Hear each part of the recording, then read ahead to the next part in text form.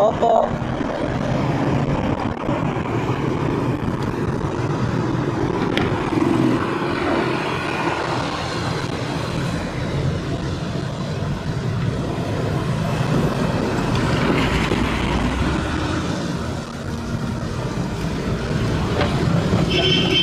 Salamat po. Salamat po, kuya. Medyo inugali ko na kasi yung mga bagay na ganun. Pangarap na tumulong sa kapwa na hindi man sa pera, sa pagtulong na lang sa kapwa na ginagamitan ng lakas.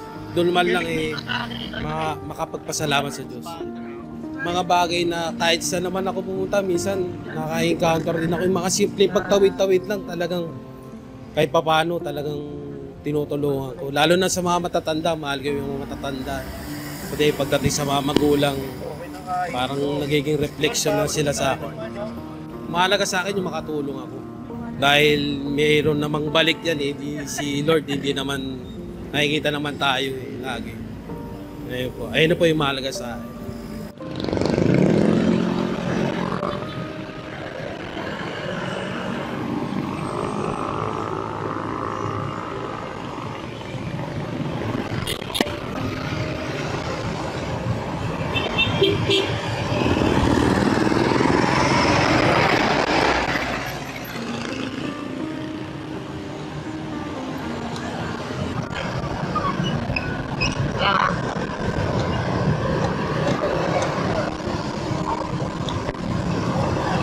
Salamat po, kuya ah. Dito na lang po. Sige po. Salamat po, kuya. Kanina yung naka-wheelchair, nakita ko siya. Pagbaba ko kasi ng truck namin, nakita ko nahihirapan si kuya. Sabi ko, tulungan ko na lang kasi mas ano naman ako eh, mas kaya ko naman na buhatin si kuya. Mas nahihirapan siya. Kaya yun, tinulak ko siya patawid dito. Eh sabi ko, kung kaya naman tulungan, bakit naman hindi natin kayang tulungan yun? Which is, mas malakas naman ako sa kanya, at least ako nakakalakad ako, siya naka-wheelchair. Pwede ko naman gawin sa kanya yung pagtulong na yun. Hindi naman kabawasan sa amin yun. Mas maganda nakakatulong pa kaysa nakaka-perwisyo na ibang tao. Iisip ko lang, pag tinulungan ko yung tao, at least nakatulong ako. Hindi ko na kailangan ng kapalit eh. Hindi na ako nagdadalawang isip kasi tumulong sa mga ganyan. Kasi minsan din ako na nakahando sa isa kalsada, may tumulong din sa akin. Binabalik ko lang sa akin yung ginawa ng tao.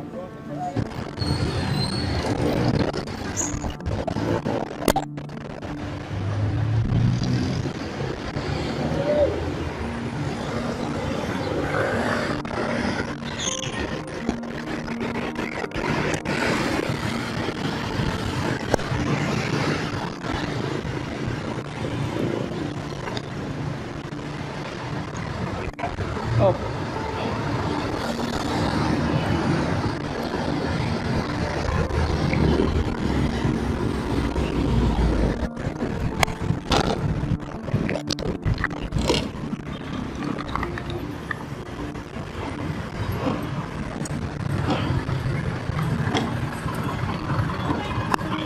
Sige lang po.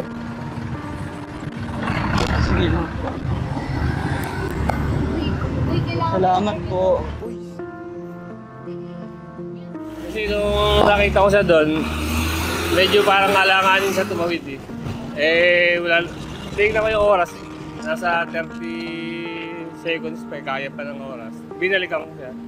Tapos tingnan ako. Kaya lang, nahirapan ako doon sa may gutter. Kasi yung pag ko nahuhulog. Pero pinilit ko na rin yun kasi para makatawid kami ng maayos. Parang tulong na lang din sa mga kapwa natin. Mga may kapansanan. Kaya ako ginawa yan. Lagi naman kung may pagkakataon talaga. Kung kaya ko talaga ng pagkakataon, tutulong at tutulong. Oo, kahit walang pa rin. Kasi good karma naman yung dadating pagka tumulong sa kapwa amin. At least hindi ka nakaka-perwisyo, di ba? Pagka may kayang itulong, tulong. Basta parang feeling pagka may nangailangan ng tulong, kailangan ibigay. Di ba? Lalo na naka-wheelchair yun. Mamaya abutan siya ng ulan, hindi niya kayang biglang tatawid ng mabilisan. Yun lang, kaya naisip ako sa tulungan.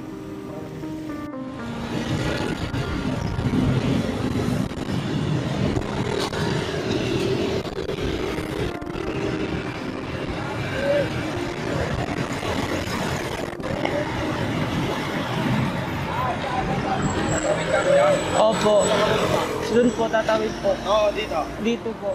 Tatawid po, opo. Dito.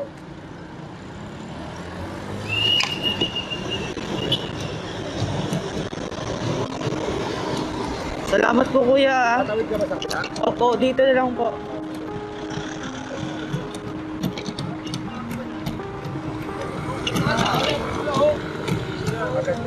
Opo, kahit dito na lang po, okay na po.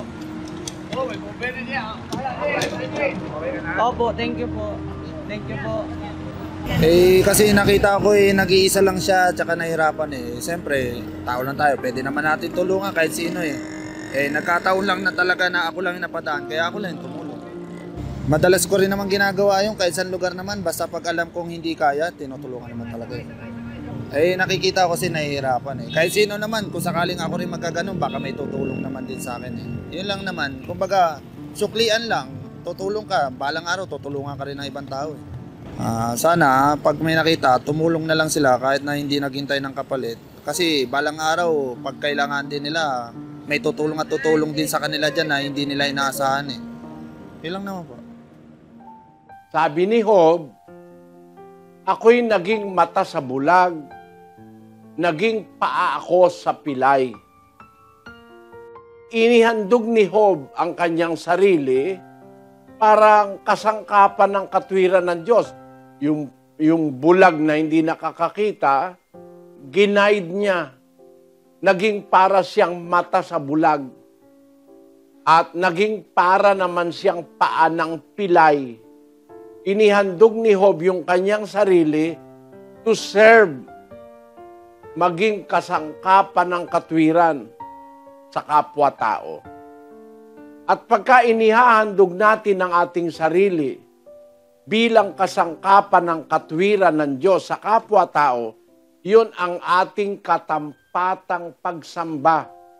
Yun yung pagsamba sa espiritu at sa katotohanan. Yun ang pagsambang espiritual. Ang pagsambang espiritual, ihandog natin ang ating sarili bilang kasangkapan ng katwiran. Kahit nasa opisina ka, makakasamba ka sa Diyos. Kahit nasa trabaho ka, makakasamba ka sa Diyos. Kahit saan ka man naroon, pagka yung katawan mo, iniaalay mo bilang kasangkapan ng katwiran, kasangkapan ng kabutihan, nasasamba mo ang Diyos sa isang pagsambang espiritual. Actually, ganun ang salin sa isang talata ng Biblia. Basahin mo yung 12:1, Sis Luz. Kaya nga, mga kapatid, ipinamamanhik ko sa inyo alang-alang sa mga kahabagan ng Diyos na inyong iharap ang inyong mga katawan na isang haing buhay, banal na kaaya-aya sa Diyos na siya ninyong katampatang paglilingkod espiritual. Yun.